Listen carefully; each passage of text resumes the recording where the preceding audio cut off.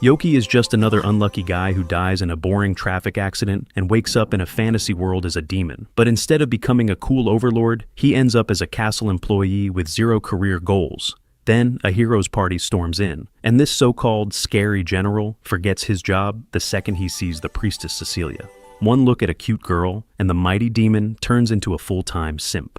It all begins in an alternate world that is threatened by the Demon King and his generals. A small group known as the Heroes Party decides to challenge that darkness, believing they are the only ones able to end the threat. Yuga, the leader, looks at his companions and asks one last time if they are truly prepared, because once they step forward, there will be no path back. Each of them answers without hesitation that they are ready to risk their lives. The mage assures Yuga that she has studied every general who serves the Demon King, and that victory is possible if they follow the plan she has created. Encouraged by her confidence, the party approaches the castle and prepares for what they believe will be the final battle. The moment they cross the main doors, their hope is shaken, because the first enemy waiting for them is Yoki, captain of the demon generals. He says he has expected their arrival and warns that anyone who wishes to touch the Demon King must first defeat him. The mage refuses to listen to more of his words and hurls a fireball at his face, but Yoki brushes it aside as though it is nothing. He mocks their strength, saying even the simplest defensive spell can block their magic. The tank rushes forward and swings his blade, yet Yoki avoids every strike with ease before answering with a single kick that sends the warrior flying across the hall. Cecilia, the party's priestess, quickly casts reinforcement magic on Yuga so he can unleash the power of Excalibur, the legendary sword. Yuga pours all his strength into the attack, but Yoki does not even step aside. He releases his own dark technique, and the two powers collide until the hero's light is swallowed by shadow. A wave of energy crashes over the party and leaves them unconscious on the stone floor. While Yoki inspects the fallen heroes to decide their fate, his gaze lingers on Cecilia, and he realizes she matches his idea of beauty. His thoughts are interrupted when his generals arrive and ask whether they should end the intruders for good. Duke the Dullahan, the headless knight, urges him to finish the job, and Happiness the harpy wonders why he keeps staring at the priestess.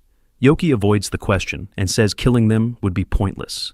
Instead, he orders the generals to carry the heroes outside the castle and leave them near a nearby village. The generals obey, though Happiness warns that showing mercy may anger the Demon King.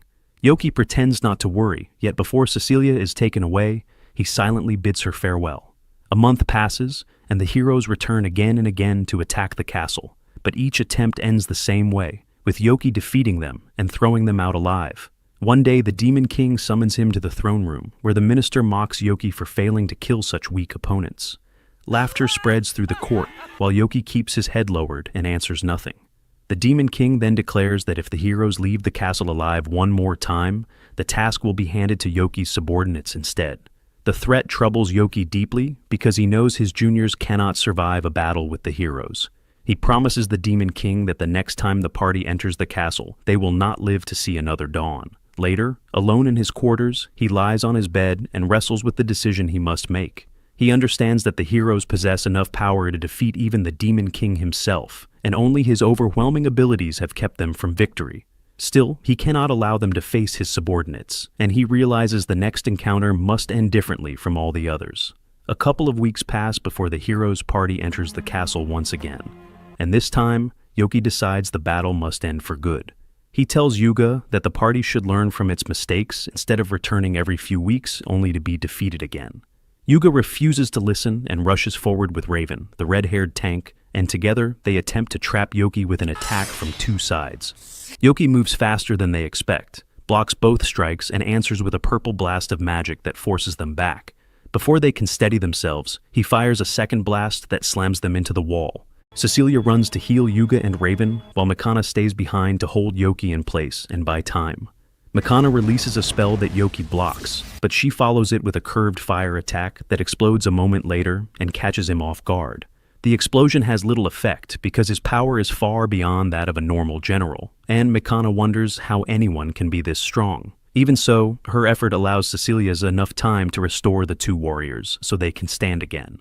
Yoki laughs and says nothing will change no matter how many times they challenge him.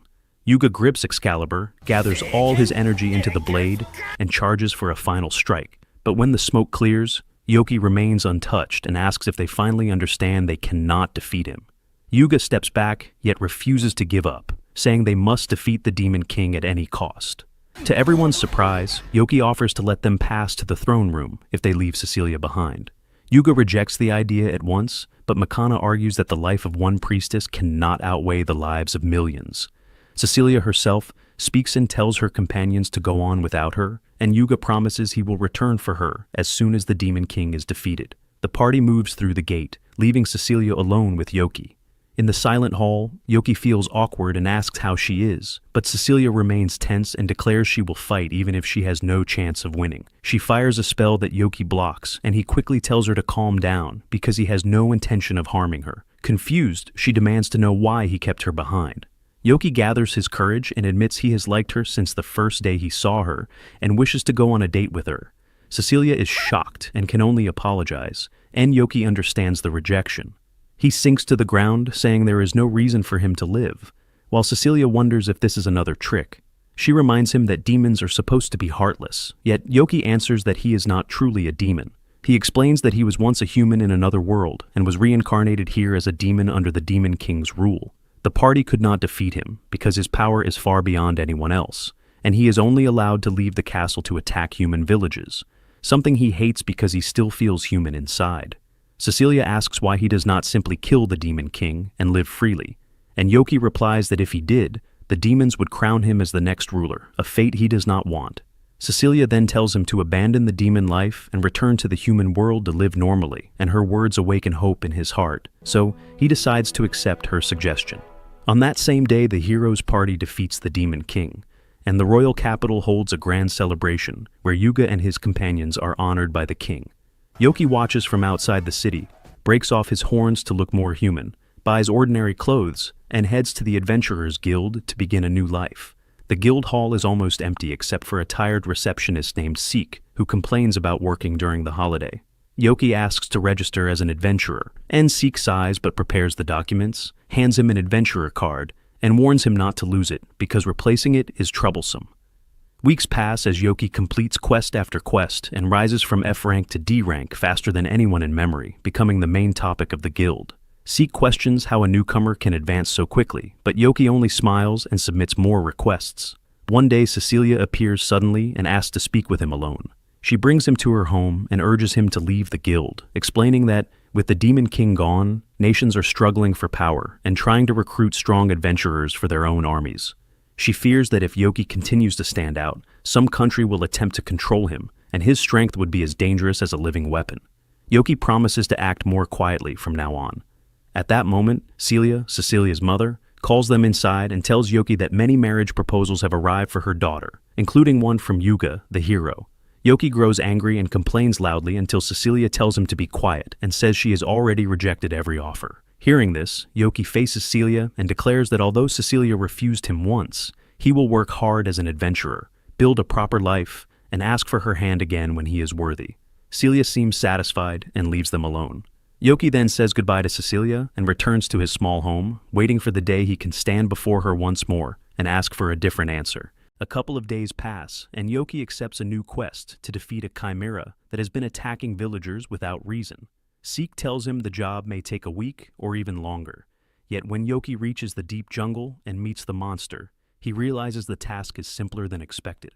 The creature, half chicken and half snake, lunges at him again and again, but Yoki moves far faster and lets it exhaust itself before ending the fight with a thunderbolt spell. He gathers the feathers as proof of success and thinks that since the battle took less than half a day, he may be able to rise through the ranks even quicker.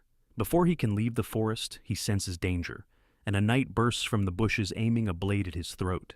Yoki dodges with ease, only to notice a harpy swooping from above to claw at his eyes. He raises a magical barrier and throws the attacker back, yet another figure rushes toward him, a small pixie whose face he recognizes at once as Sheik, one of his former subordinates.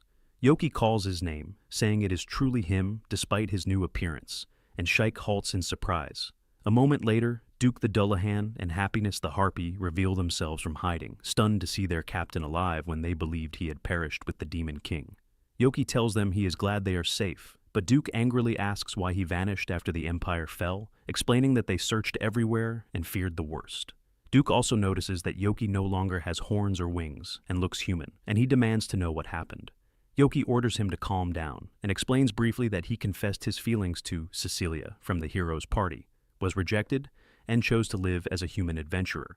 The three are baffled that the former captain of the demon generals would adopt such a life. Yoki says he has chosen this path of his own will and that they are free to do whatever they wish in the peaceful world that has begun. Shaik, Happiness, and Duke immediately answer that they want to stay with him and live as humans too, and they are curious to meet the woman who captured his heart. Yoki warns them that demons have no place among humans, but the three insist that if their captain can change his appearance and start anew, then they can do the same. Hearing their decision, Yoki agrees to let them stay with him and brings them to meet Cecilia, but she is horrified when she learns that Yoki tore off Happiness's wings to make her appear human.